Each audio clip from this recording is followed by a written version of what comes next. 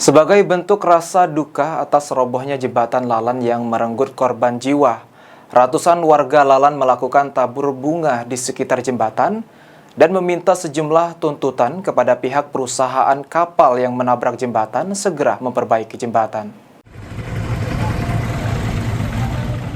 Ratusan warga dan pemuda Lalan tergabung dalam Aliansi Pemuda dan Masyarakat Peduli Jembatan, Kecamatan Lalan, melakukan aksi tabur bunga di sekitar puing jembatan Lalan yang roboh akibat ditabrak tongkang batu bara. Aksi tabur bunga mendapat pengawalan dari pihak kepolisian Polsek Lalan karena aksi dilakukan di atas perahu tongkang dan di tengah sungai sekitar puing jembatan Lalan. Selain melakukan aksi tabur bunga sebagai bentuk solidaritas sesama warga Lalan, ratusan warga juga menuntut perusahaan bertanggung jawab penuh dalam pembangunan jembatan Lalan, serta menuntut pihak perusahaan menjamin pendidikan anak korban dari robohnya jembatan Lalan sampai jenjang sarjana, serta menuntut Kapolda Sumatera Selatan melakukan pengembangan kasus dan membukanya ke publik.